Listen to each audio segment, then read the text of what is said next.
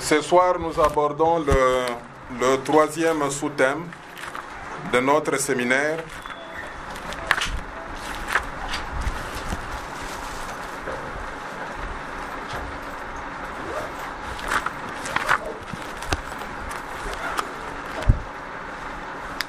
Le troisième sous-thème est intitulé « Job ».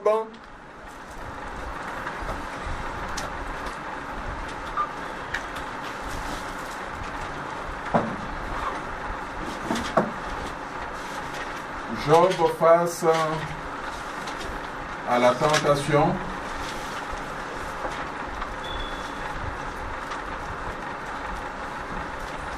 et à l'épreuve.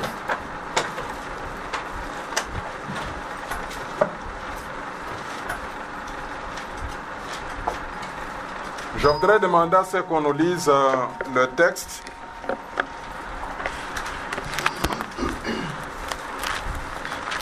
Nous allons lire Job chapitre 1er.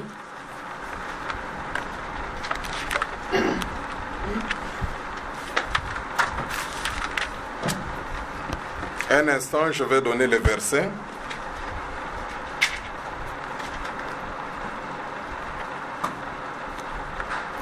Nous allons commencer par le verset 6.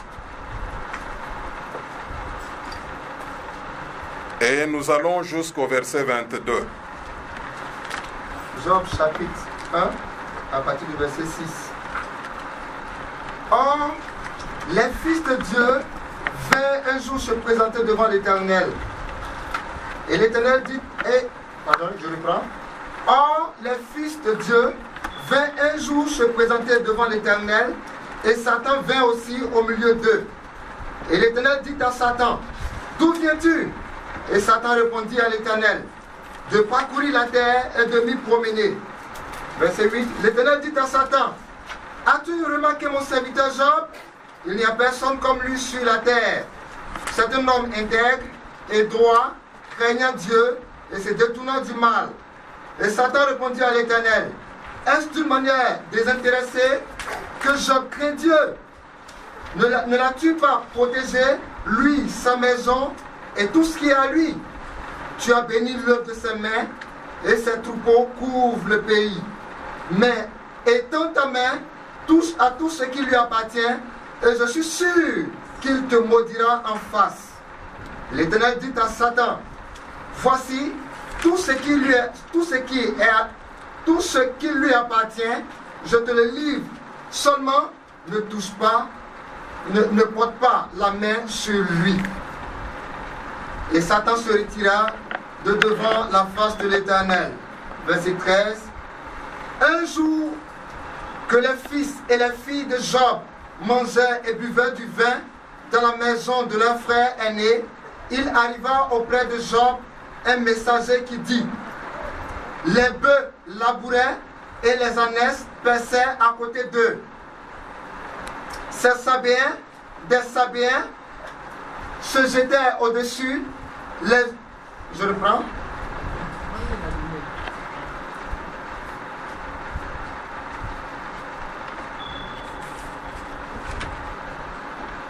Je reprends le verset 13.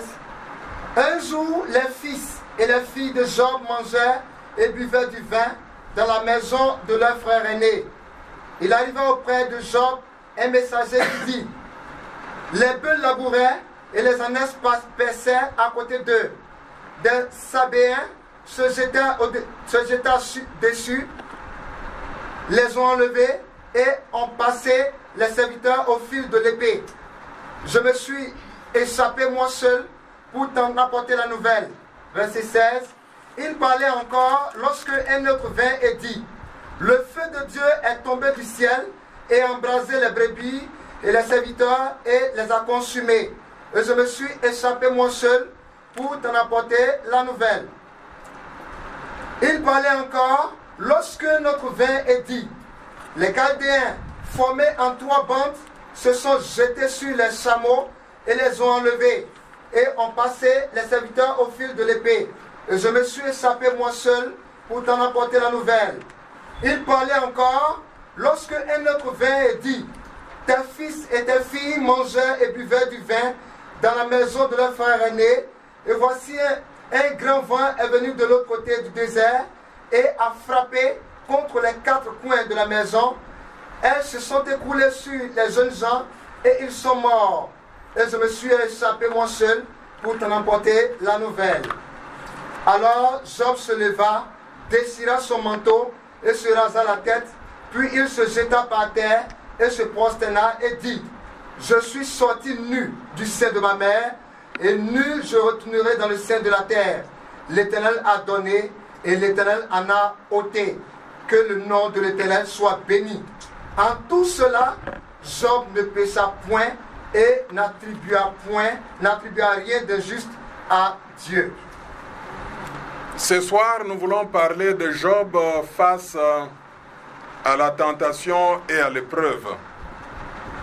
Mais pour bien comprendre le verset dont on venait de lire, également à la maison, vous pouvez ajouter Job chapitre 2, du 1er au 10e verset. Et j'aimerais que vous puissiez aussi lire Marc chapitre 10, versets 28 à 30. Alors, la fois passée, nous avons parlé de la vie de Job et nous l'avons qualifié de prospérité à tous égards. En fait, c'est une expression que nous aimons beaucoup et chacun de nous désire arriver au niveau de la prospérité à tous égards. En fait, qu'est-ce que nous avons appris la fois passée? Nous avons appris que la vie de Job était une vie caractérisée par une prospérité à tous égards. C'est-à-dire quoi? C'est-à-dire dans la vie de Job, il y avait d'abord une prospérité spirituelle. La Bible le dit bien. La Bible dit que dans la vie de Job, il y avait 4 qualités. Job était intègre, Job était droit, Job craignait Dieu et il s'est détourné du mal. Ça, c'est la prospérité spirituelle dans la vie de Job. Et à cause de cela, Dieu n'a pas honte de faire un témoignage sur Job. Il appelle Job mon serviteur.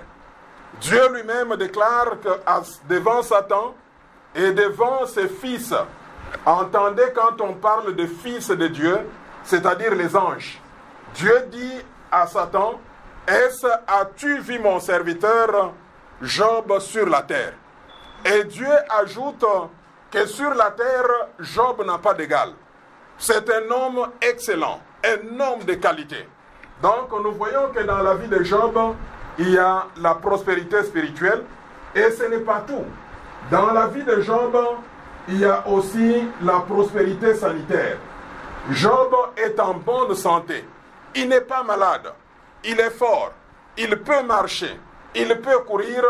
Dans la vie de Job, physiquement, il y a aussi une prospérité. Et ça ne s'arrête pas par là. Également, nous voyons que Job a une famille épanouie. Donc, la prospérité familiale. Et vous verrez que dans l'histoire, vous verrez que tout le temps, les enfants de Job se réunissaient. Ils faisaient des festins. Quand on parle de festins, ce n'est pas de petites fêtes, ce sont de grandes fêtes.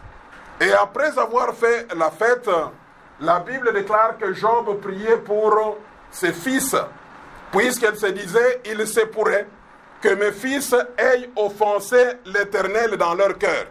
Et Job, en tant que pasteur, comme nous l'avons dit, Job en tant qu'intercesseur, Job en tant que sacrificateur de sa famille, il s'occupait de sa famille. Il y a une prospérité familiale. Et enfin, nous avons dit que Job avait également une prospérité économique. C'est quand nous faisons la combinaison de ces 4 éléments que nous disons qu'il y a prospérité à tous égards.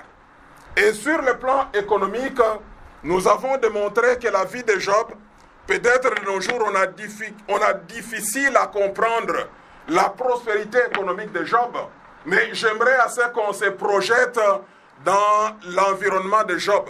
Comme nous l'avons vu le premier jour, il faut se projeter là-bas. C'est-à-dire, à l'époque de Job, on n'a pas de service. À l'époque de Job, on n'a pas de mine. À l'époque de Job, on n'a pas l'administration publique, mais à l'époque de Job, il y a l'agro-pastoral. Il y a l'agro-pastoral. Mais quand tu rentres maintenant dans l'agro-pastoral, c'est là où tu découvres la grande richesse de Job. La Bible déclare que Job, il avait 7000 brebis. Et nous avons dit la fois passée que les brebis, dans leur contexte, il faut comprendre, on utilisait les brebis pour nourriture et pour vêtements.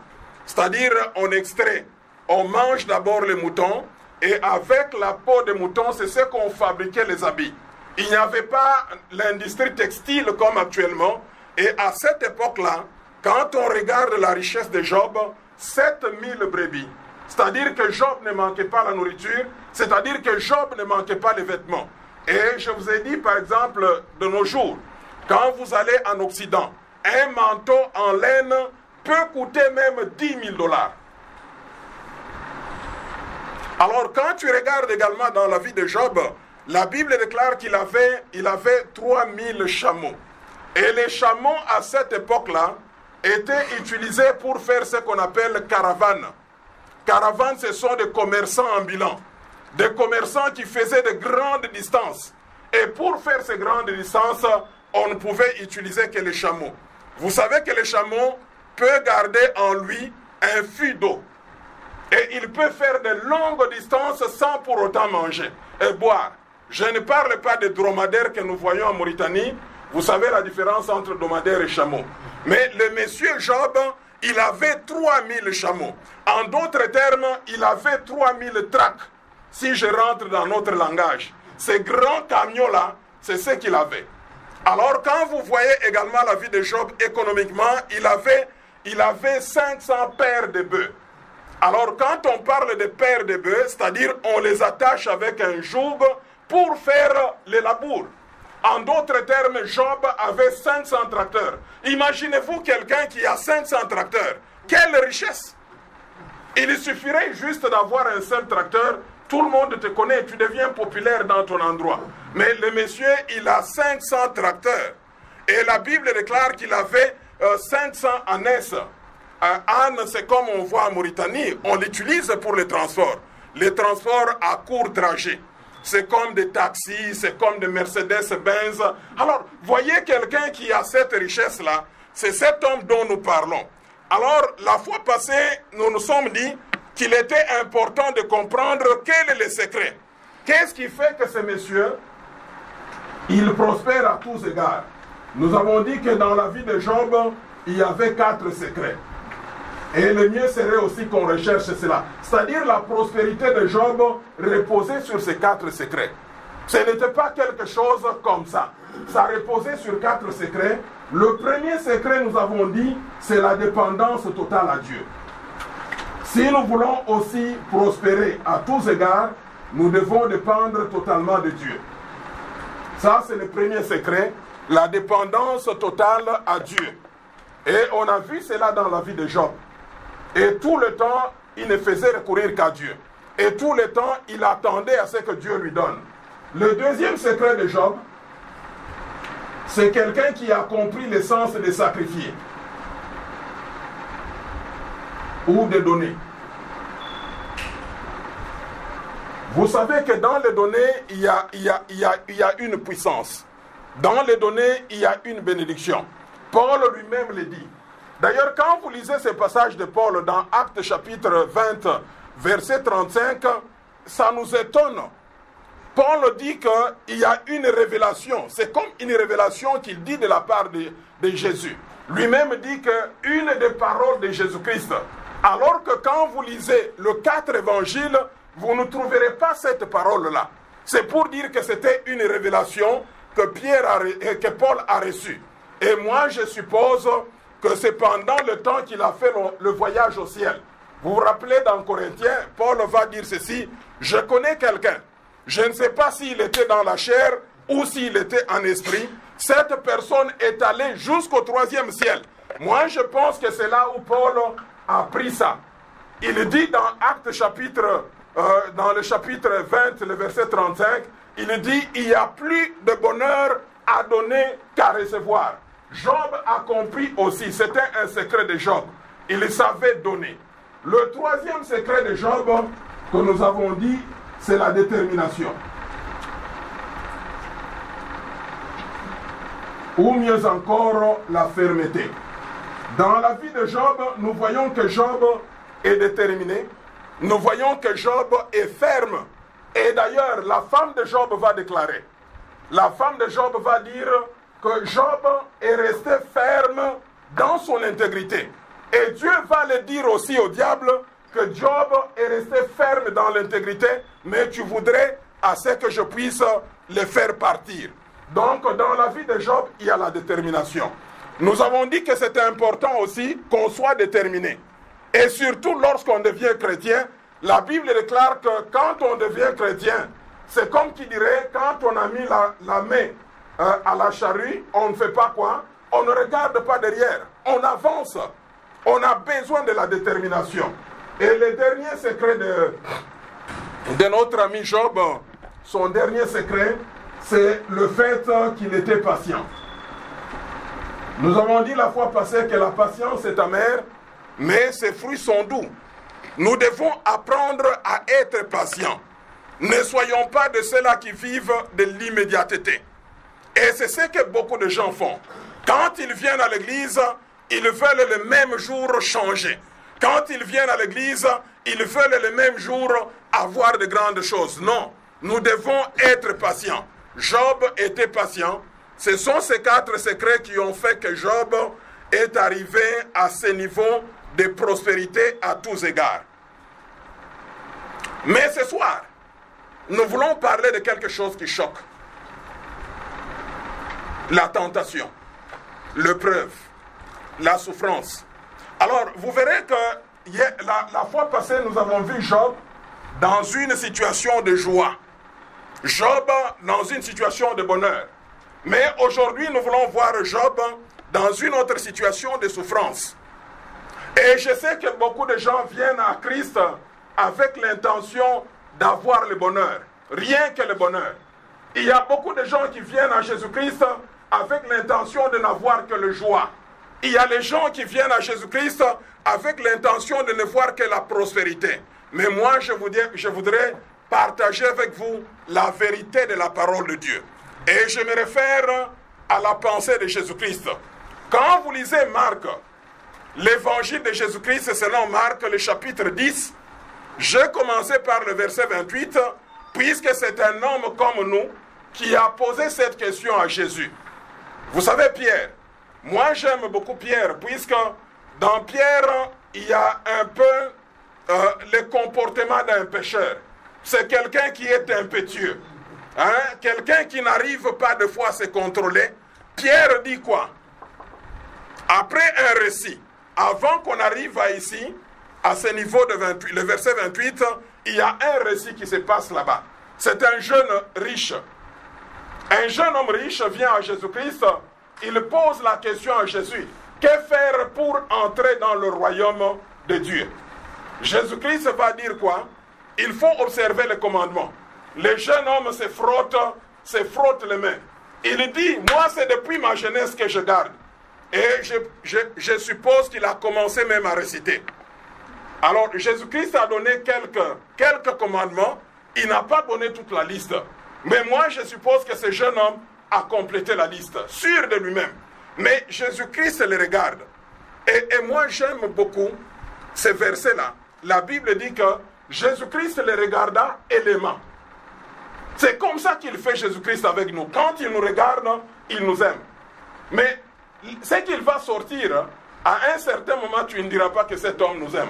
Alors, Jésus-Christ le regarda et l'aima. Qu'est-ce qu'il va lui dire? Il va lui dire, vends ce que tu as et donne aux pauvres. La Bible déclare que le jeune homme était devenu trop triste et il est parti même. Et quand il est parti, Jésus-Christ arrive à la maison. Et à la maison, ses disciples avaient cette opportunité de lui poser des questions qu'ils n'ont pas posées en public. Et Pierre, comme il était impétueux, qu'est-ce qu'il dit? Il dit, qu'adviendra-t-il? Qu'adviendra-t-il pour nous? Alors là, il disait, pour moi, Pierre, certainement, il a commencé par son frère André. mon frère André, et puis par après, il cite Jacques et Jean qui étaient ses associés. C'est comme nous ici. À un certain moment, bien qu'on est dans l'église, on n'a pas oublié nos nationalités. Quand on est Julien, on pense à Gerson, on pense à Joseph, on pense à Aimé. Et Pierre aussi pose la même question. Qu'adviendra-t-il pour nous ici qui avons abandonné nos maisons? Nous avons abandonné nos pères, nos mères, nos frères et nos sœurs. Christ leur dit quoi? Alors c'est là où il faut retenir. C'est là où j'aime Jésus-Christ. Je l'aime à cause de sa sincérité. Je l'aime à cause de la vérité. Et d'ailleurs, dans le passage, il va dire, en vérité, je vous l'ai dit. Il parle de deux choses. Il parle de temps. Il y a le temps présent et le temps futur.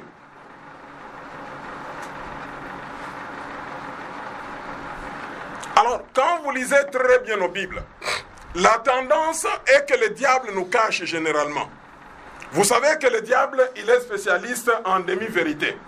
Une demi-vérité n'est pas vérité.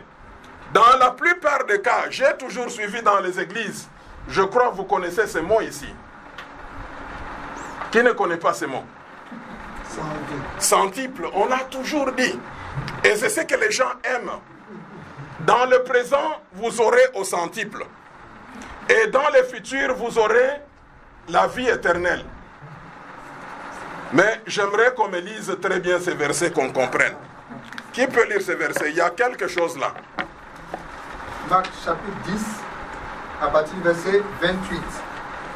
Pierre se mit à lui dire, « Voici, nous avons tout quitté et nous t'avons suivi. » Jésus lui répondit, « Je vous le dis en vérité, il n'est personne qui, ayant quitté à cause de moi et à cause de la bonne nouvelle, sa maison, ses frères, ses soeurs, ou sa mère, ou son père, ou ses enfants, ou ses terres, et ne reçoivent au centuple, présentement dans ce siècle-ci, des maisons, des frères, des sœurs, des mères, des enfants et des terres, avec des persécutions, et dans le siècle à venir, la vie éternelle.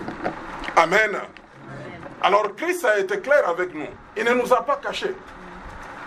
C'est bien, nous avons abandonné nos familles. Nous avons abandonné nos maisons. Nous avons abandonné nos pères, nos frères et sœurs. Jésus-Christ dit quoi?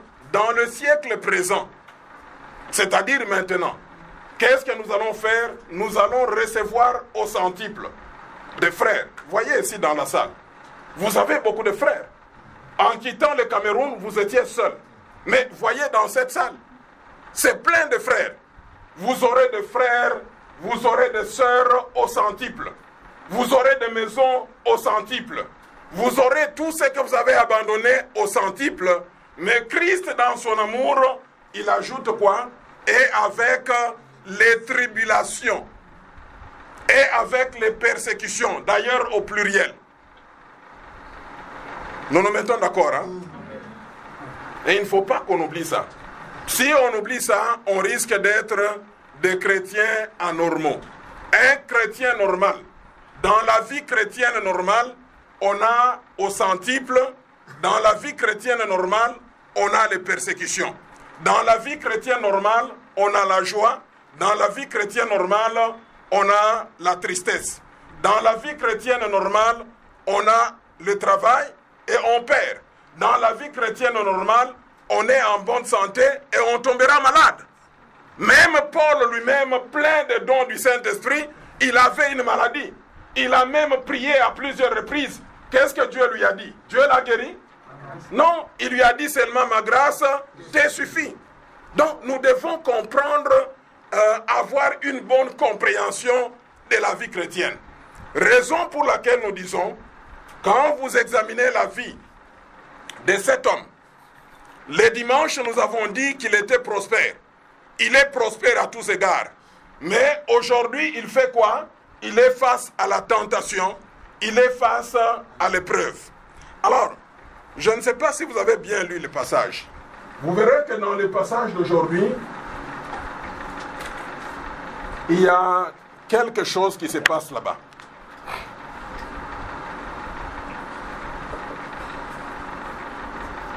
Quand vous prenez Job, chapitre 1er, vous commencez par le verset 6. N'est-ce pas? C'est là où on a commencé. Quand vous prenez le verset 6, le verset 6 dit ceci. Or, les fils de Dieu vinrent un jour se présenter devant l'Éternel, et Satan vint aussi au milieu d'eux.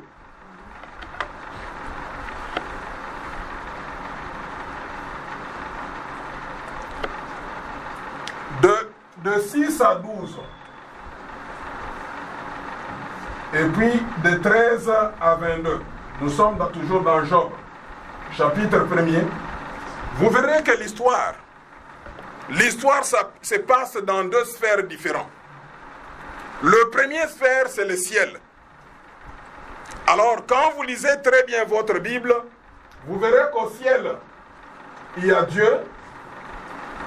Au ciel, il y a qui encore? Il y a le Fils de Dieu. Et qui encore? Et Satan. Alors, quand vous voyez, Job n'est pas là. Job n'est pas au ciel. Job, il est où? Il est sur la terre. Il y a Job. Il y a qui? Il y a sa famille. Sa femme plus ses enfants. Il y a son économie. Ses amis aussi. Ses amis, etc. Alors, tout commence avec le ciel. Raison pour laquelle nous disons qu'il faut faire attention. Nous devons préparer très bien notre spirituel. Puisque c'est le spirituel qui dicte le reste. Tout commence par le ciel. Job n'est pas là. Au ciel, il n'y a que Dieu, et Dieu est en train de parler de Job. Alors, Dieu était en réunion. Je ne sais pas si vous vous rappelez la fois passée. La fois passée, nous avons dit, au ciel, quand on parle de ciel, c'est là où on trouve les phénomènes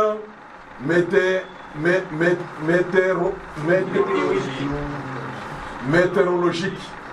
C'est-à-dire tout ce qui concerne pluie, foudre, éclair, etc. Selon la pensée théologique, ça se trouve au ciel. Au ciel, c'est là où nous avons les astres. Les astres plus satellites, pour se conformer à des notions de géographie. C'est-à-dire, c'est là où on a le soleil, la lune, c'est au ciel. Les étoiles qui sont là. Au ciel également, il y a la cour de Dieu.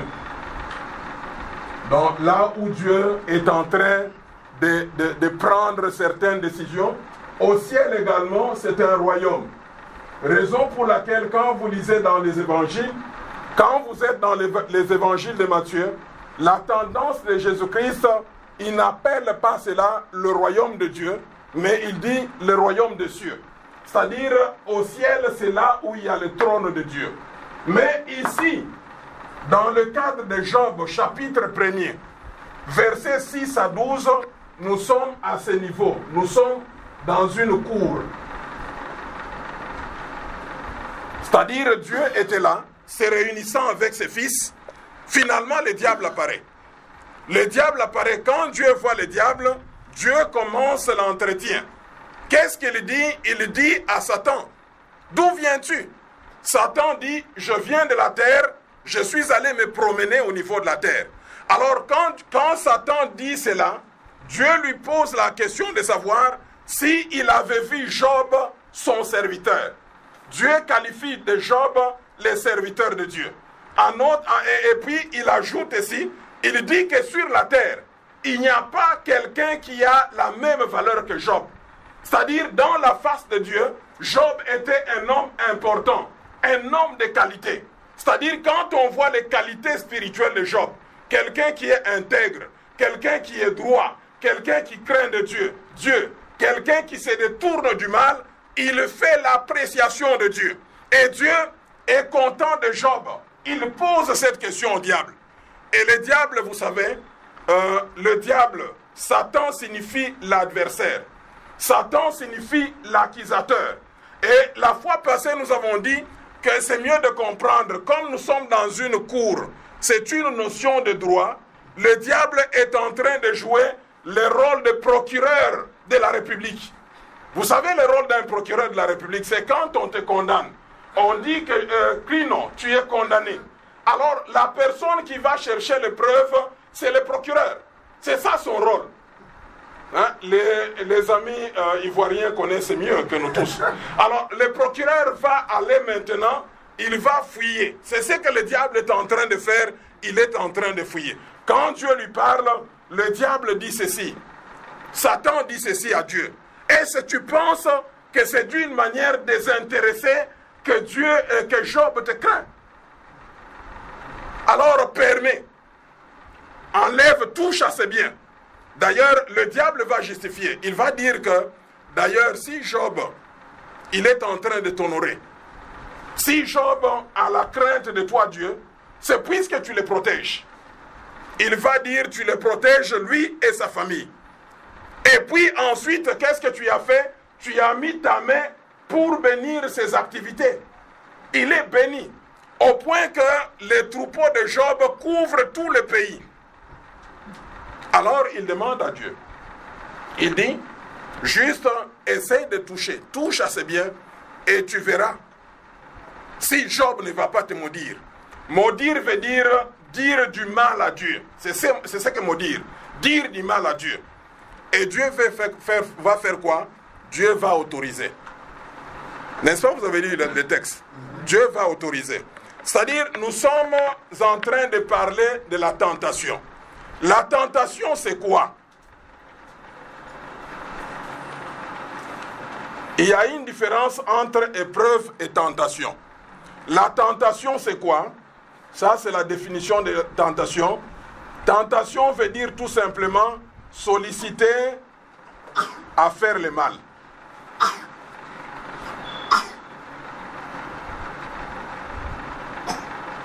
C'est ce que le diable est en train de demander. Il demande à ce que Dieu permet, juste mets ta main. Essaie de mettre ta main sur le bien de Job et sur place, Job va te maudire. Et Dieu autorise. C'est là où nous parlons c'est là où nous parlons de la volonté permissive de Dieu. Donc Dieu autorise, là il faut me comprendre très bien. Quand on parle de la tentation, cela signifie solliciter à faire le mal. Alors qui est l'auteur de la tentation? L'auteur de la tentation, c'est le diable. Jacques le dit très bien.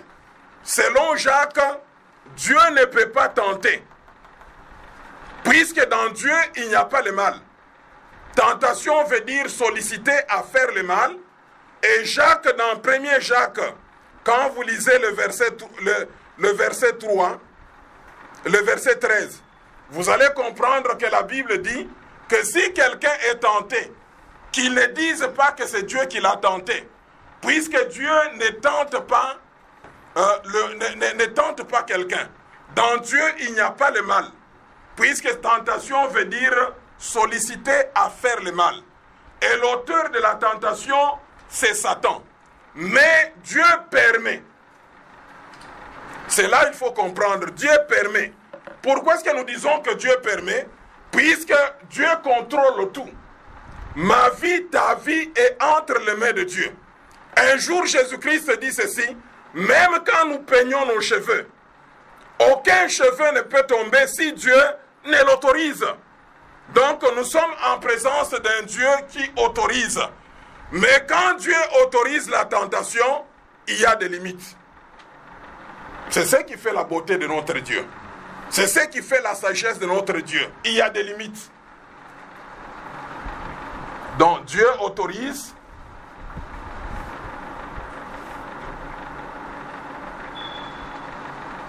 Donc, la tentation est autorisée par Dieu. Mais Dieu fixe les limites.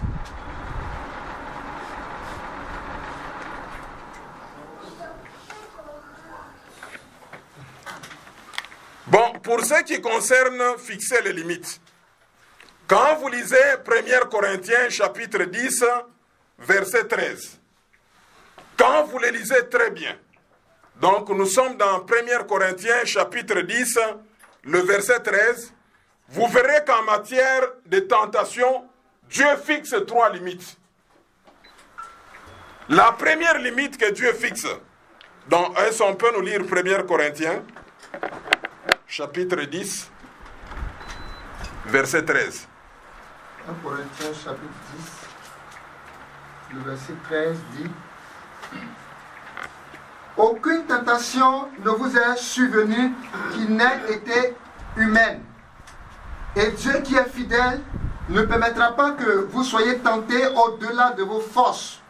Mais avec la tentation, il préparera aussi le moyen d'en sortir afin que vous puissiez la supporter.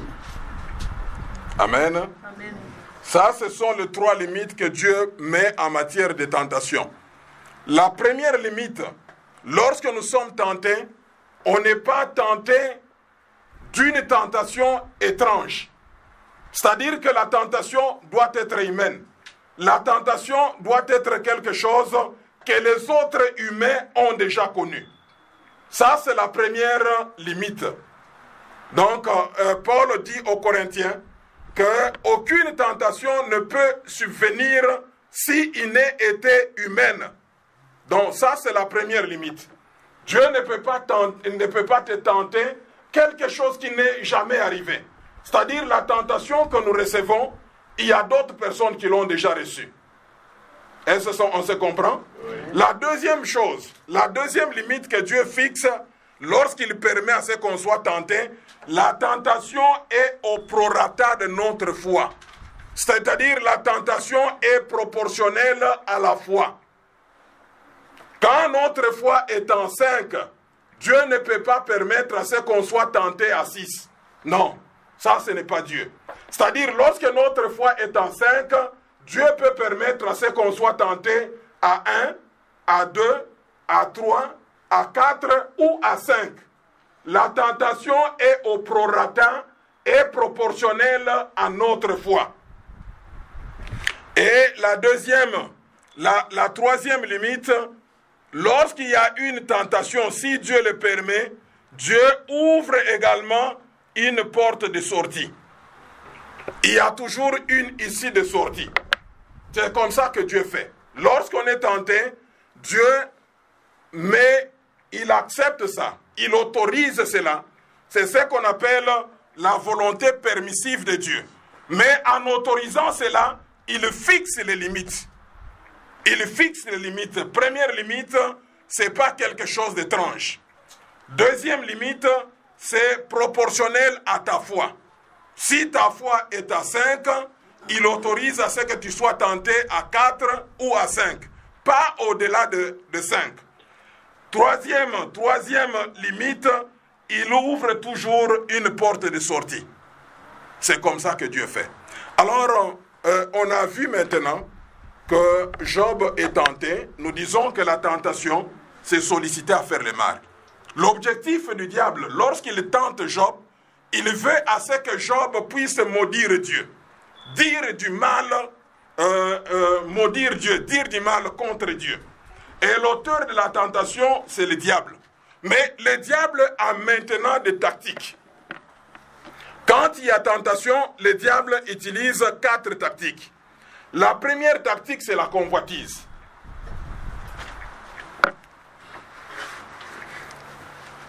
Rappelez-vous même dans le jardin d'Éden. Dans le jardin d'Éden, Dieu va donner une prescription. Il va donner une parole. Il va donner un ordre à Adam et Ève de ne pas manger l'arbre de la connaissance du bien et du mal. Alors, le diable, quand il s'attaque pour tenter Ève, la Bible déclare quoi? Ève a regardé les fruits. Et quand elle a regardé les fruits, la Bible dit qu'elle a constaté que c'était agréable, bon et agréable à voir. Ça, c'est la première tactique de l'ennemi. Le diable, quand il veut nous tenter, il utilise beaucoup la convoitise, les yeux. Le premier regard, ce n'est pas un problème. C'est comme qui dirait, tu vois la nourriture qui est là, regarder le premier regard n'est pas un problème. Les problèmes commencent avec le deuxième, le troisième regard. Hein? C'est un homme ou une femme qui passe, tu la suis maintenant avec les yeux. Jusqu'à ce qu'on te fasse... Hey!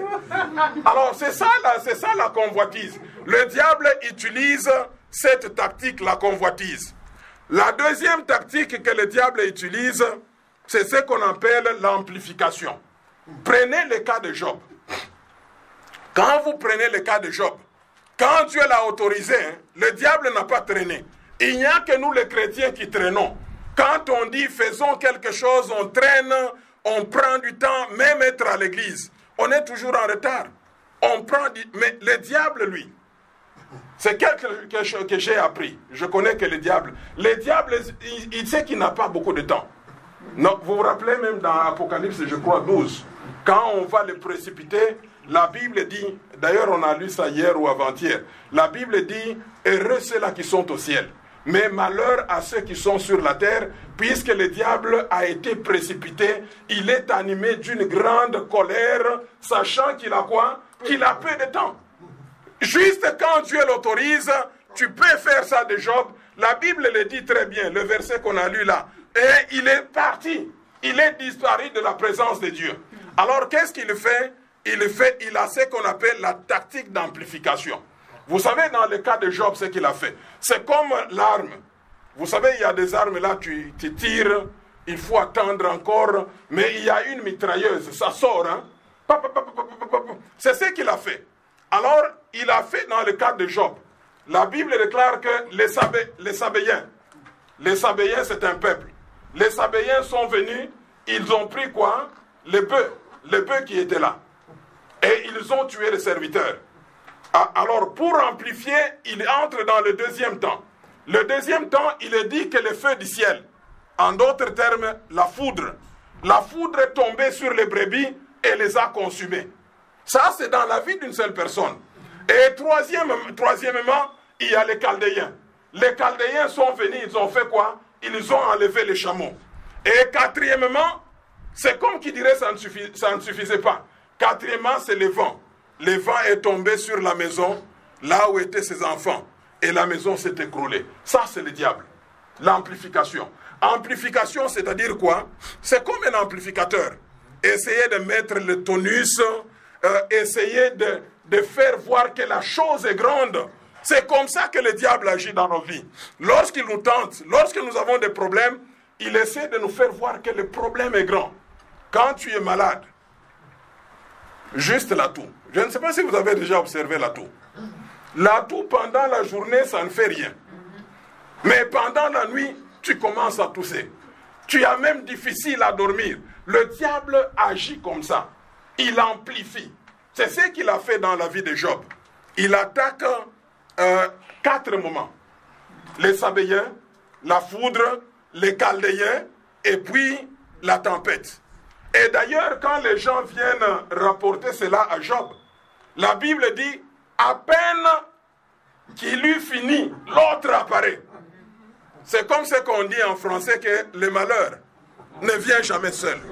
Alors là, c'est une des tactiques du diable. Troisième tactique du diable, c'est ce qu'on appelle la suggestion.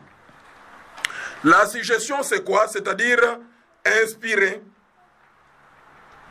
Le fait d'inspirer à quelqu'un une idée. Le fait d'influencer le comportement de quelqu'un par l'idée. Alors, voyez dans le jardin d'Éden. Dans le jardin d'Éden, quand le diable s'adresse à Ève, il introduit une idée de telle sorte que Ève était perdue. Le diable a créé la suggestion dans Ève. Rappelez-vous de la parole de Dieu. La parole de Dieu était quoi? Dieu a dit ceci. Tu pourras manger de tous les arbres du jardin, mais tu ne mangeras pas de l'arbre de la connaissance du bien et du mal, car le jour où tu en mangeras, tu mourras. Ça, c'était la parole de Dieu. Mais quand le diable va trouver Ève, le diable change. Il est spécialiste en demi-vérité. Qu'est-ce qu'il dit? Il dit ceci. Il dit à la femme, Dieu a-t-il réellement, vous voyez, il était troublé d'abord. Dieu a-t-il réellement dit, vous ne mangerez pas tous les arbres du jardin? Vous voyez la différence entre les deux? Dieu lui a dit ceci, tu pourras manger de tous les arbres du jardin. Mais le diable lui vient, Dieu a-t-il réellement dit, vous ne mangerez pas de tous les arbres du jardin? Alors là, il crée une autre pensée, une autre idée dans Ève. Ça, c'est la troisième tactique que le diable utilise. Et la quatrième tactique que le diable utilise, c'est la peur.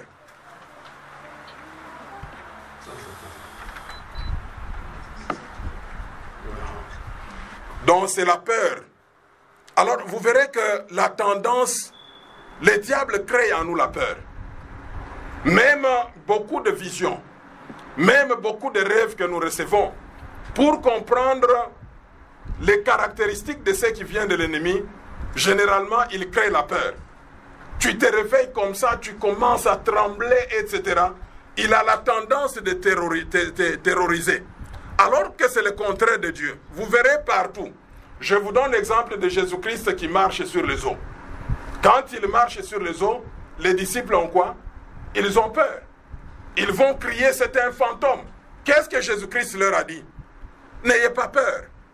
Rassurez-vous, c'est moi. C'est ça la différence avec notre Dieu. Le diable a toujours tendance à créer la peur dans nous. Il a toujours tendance à créer la peur en nous, mais Dieu, lui, il apporte la paix. Il apporte la paix. Tout le temps, quand Jésus-Christ entre dans la vie de quelqu'un, il commence par dire, n'ayez pas peur.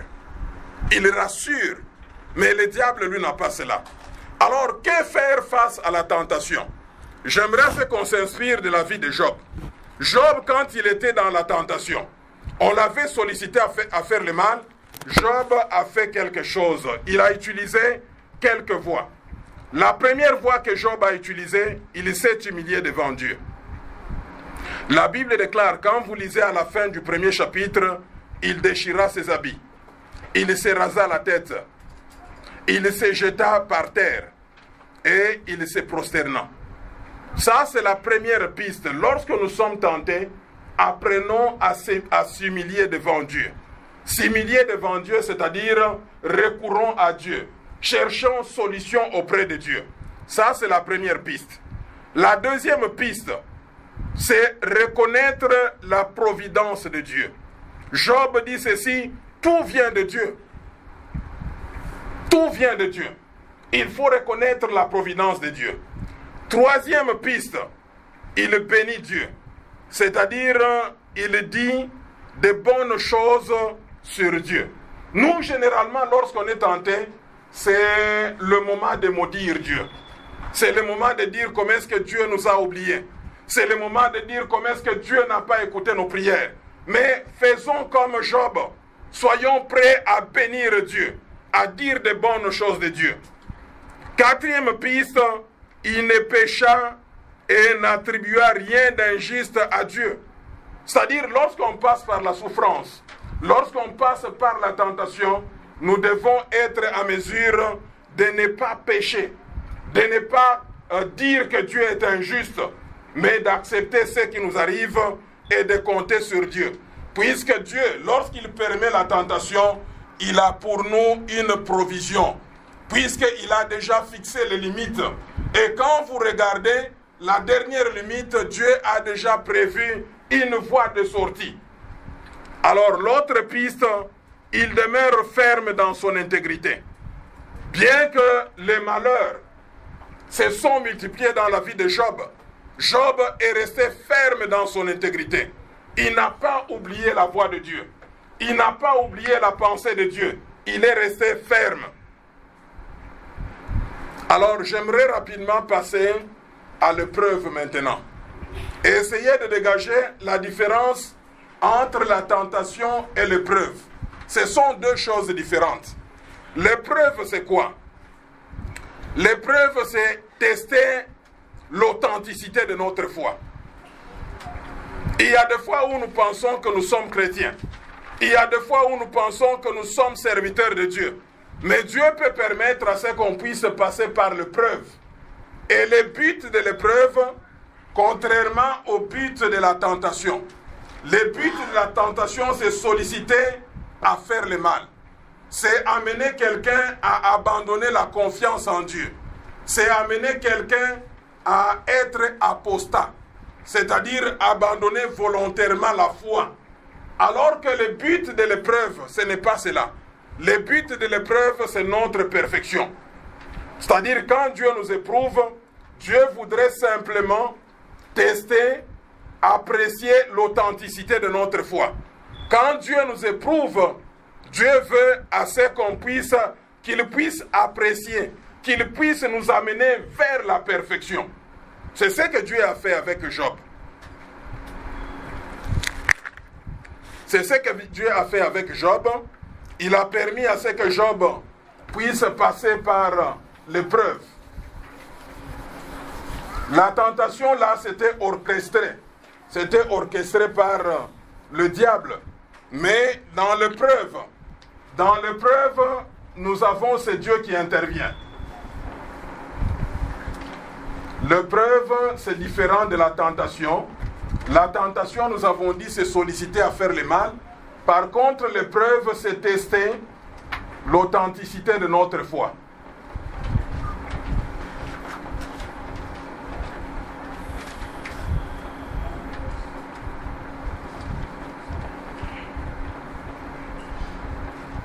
Alors, dans l'épreuve, l'auteur n'est pas le diable. Le diable n'éprouve pas. C'est Dieu qui éprouve. Et l'objectif, pourquoi est-ce que Dieu nous éprouve? C'est pour nous amener à la perfection. Dieu veut nous amener à la perfection. C'est pour cela qu'il nous éprouve. Alors, pour comprendre le mot épreuve, c'est mieux de le comprendre par rapport à l'or. Quand vous creusez l'or dans le sol, quand vous le ramassez comme ça, généralement, il n'est pas différent des autres pierres. Pour quelqu'un qui n'est pas spécialiste, il peut même le jeter. Et raison pour laquelle il y a un procédé. Il y a un procédé qui permet de donner à l'or sa valeur. C'est ce qu'on appelle éprouver. Généralement, en français, on dit éprouver l'or. Et généralement, on l'éprouve par le feu. C'est comme la souffrance. La souffrance, ça fait mal. Prenez le cas de Job. Quand vous prenez le cas de Job, vous comprendrez que cette souffrance était grande. Premièrement, Job perd tout ce qu'il avait comme richesse. Il est tombé bas. Il n'avait rien. Puisque quand vous vous rappelez la manière dont le diable a organisé les choses, quand les Sabéens viennent, ils prennent tout le bœuf. C'est-à-dire que Job ne pouvait même pas faire les champs, puisque tout le bœuf, on les a pris. Ils ont pris également les ânes. C'est-à-dire que Job ne pouvait même pas faire de petites distances. C'est comme qui dirait, ça arrive dans la vie, le diable vous prend la source de la nourriture, les revenus, les salaires, il vous prend cela. Il vous prend également les véhicules. Vous verrez que les histoires se suivent comme ça. Ces messieurs-là, ils perdent la richesse. Donc, ils perdent l'économie. Pas seulement l'économie, ils perdent les enfants. Tous les enfants meurent. Mais vous verrez que la bonté de Dieu, c'est qu'on a dit que Dieu contrôle tout. Dieu autorise une tentation, mais il fixe les limites. Dans la fixation des limites, Dieu n'a pas pris la femme de Job. Vous savez le pourquoi? Puisqu'il fallait quelqu'un qui soit là pour soutenir Job. La femme de Job, on le verra demain, nous avons une mauvaise compréhension de la femme de Job, puisqu'on n'a pas parlé de beaucoup de versets, n'ont pas parlé de la femme de Job. La fois passée, nous avons dit sur 1070 versets, il n'y a que 2 versets qui parlent de la femme de Job. Et il parle de la femme de Job dans le mauvais sens. C'est ce que nous connaissons, que la femme de Job a dit, maudit Dieu et meurt. Mais mes frères et sœurs, vous devez comprendre que dans la prospérité de Job, il y a la part de la femme. Demain, nous allons comprendre cela. Il y a la part de la femme, et la femme était une provision pour que Job résiste à la tentation. Dieu a pris les enfants étaient pris. Également, le diable a pris la santé de Job. Donc, alors il faut comprendre, c'est que Job a eu la maladie là, on l'appelle ulcère malin. Dans d'autres versions, on parle de lèpre. C'est différent de gale. Vous savez gale, hein? Gale, des petits boutons qui sortent là. Quand vous avez ça, vous grattez, n'est-ce pas? Alors, c'est que Job lui avait, l'ulcère malin, pour se gratter, il fallait qu'il prenne un tesson. Un tesson, c'est quoi? C'est quand vous cassez la bouteille. Quand vous cassez la bouteille, les morceaux là, c'est ce qu'on appelle tesson. Alors, c'est ce que le monsieur passait sur son corps. Quelle douleur! C'est la raison pour laquelle nous disons que l'épreuve, c'est comme l'or. Éprouver l'or par le feu. Dès qu'on éprouve l'or par le feu, ceux qui travaillent l'or, ce n'est pas une perte. Au contraire, ils cherchent quoi? Ils cherchent la valeur, la véritable valeur de l'or. Lorsqu'on met le feu là-bas, vous verrez que les impuretés, les saletés sortent, et quand vous regardez l'or, ça brille. Vous avez la couleur jaune maintenant de l'or. C'est la même chose que les épreuves. Raison pour laquelle tous les disciples de Jésus-Christ, ceux qui étaient avec Jésus-Christ, ils n'ont pas la même compréhension que nous. Nous, de nos jours, on a une mauvaise compréhension de la vie chrétienne. Nous pensons que la vie chrétienne, c'est seulement la prospérité, matérielle d'ailleurs. C'est ce que nous pensons. Nous pensons que la vie chrétienne, c'est seulement être gai, être dans la joie. Mais ceux qui ont vécu à côté de Jésus-Christ, ils ont trouvé l'importance des épreuves. Ils ont trouvé l'importance de souffrir. Et d'ailleurs, Pierre, quand il écrit, il dit, ayez la pensée en vous, la pensée de la souffrance. Vous me comprenez? Ah, là, vous dites, oui, pasteur, c'est pasteur aussi. La pensée de la... Alors, Jacques dit quoi? Jacques dit, heureux lorsque vous souffrez. C'est ce qu'il dit. Il ne dit pas, vous vous fâchez, non. Heureux lorsque vous souffrez. Et quand vous prenez Pierre, Pierre dit quoi? Pierre dit que, heureux si vous souffrez. Non pas comme un impudique, non pas comme un voleur, mais heureux si vous souffrez comme chrétien. Et c'est une affaire de joie. Et quand Jacques va plus loin, il dit que notre joie sera complète lorsque nous sommes en train de souffrir. Et Paul vient changer les histoires. Paul dit quoi? Je dois compléter aux souffrances de Jésus-Christ. Est-ce que tu comprends?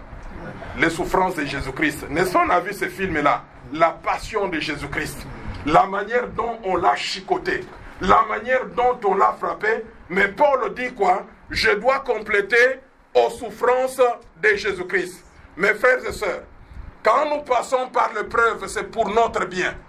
Dans l'épreuve, ne cherchez pas à poser la question pourquoi. Non. Dans l'épreuve, ne cherche pas à te poser la question pourquoi. Pourquoi est-ce que je souffre? Là, tu auras des réponses qui ne sont pas correctes. J'ai déjà vu des gens, des réponses qui ne sont pas correctes. Ils confessent même. Dieu, pardonne-moi, mes parents m'ont mis dans le péché. Qu'est-ce qui était péché là? Ils étaient mariés. C'est puisque l'homme n'arrive pas à accepter. Donc, quand on est dans l'épreuve, l'essentiel c'est de comprendre que l'épreuve est une école de Dieu. Et cherchons à apprendre dans l'épreuve. Et c'est ce qu'on a vu dans le cas de Job. Quand il est dans l'épreuve, Job a démontré de la sagesse. Je vous donne quelques passages de Job. En train de souffrir, quand vous prenez Job chapitre 1 verset 21, 21a, Job dit quoi? Je suis sorti nu du sein de ma mère, et nu je retournerai dans les seins de la terre. Quelle sagesse! Lui, il est en train de souffrir. Quand vous prenez une autre parole de Job, dans Job chapitre 1, verset 21b, il dit ceci: l'Éternel a donné et l'Éternel a ôté, que le nom de l'Éternel soit béni. Est-ce que nous pouvons dire cela en train de souffrir, dire cela? Combien de fois les gens gênent seulement pour répondre à la question pourquoi les épreuves? Nous devons comprendre que l'épreuve c'est une école de Dieu. Nous devons comprendre que la finalité de l'épreuve, c'est notre perfection. Dieu est en train de nous arranger. Comme l'argile entre les mains du potier, Dieu est en train de nous façonner. Il change notre façon de marcher, il change notre façon de parler, il change notre façon de réfléchir.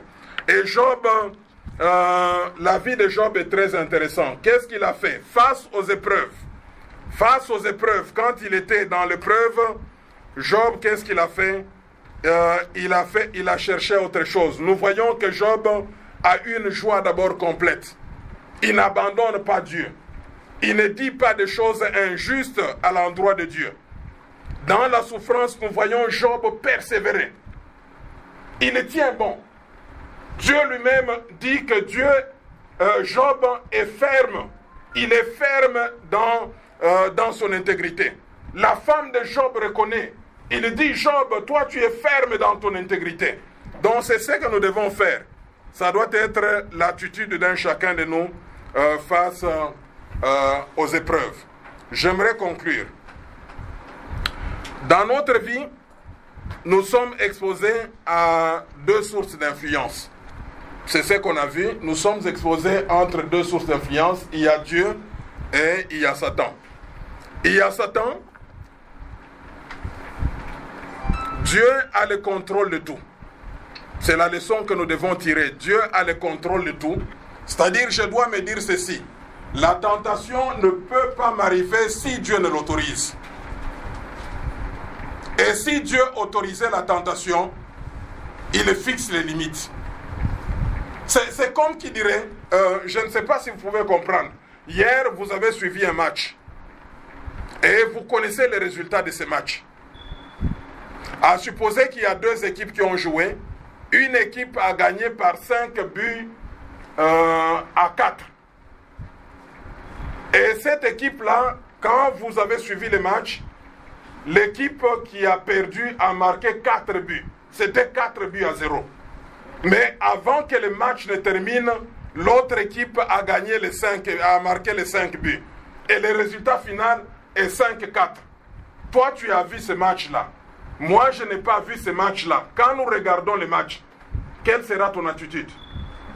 Quand l'équipe gagne 1-0, quelle sera ton attitude? Serein, hein? 2-0, 3-0, 4-0.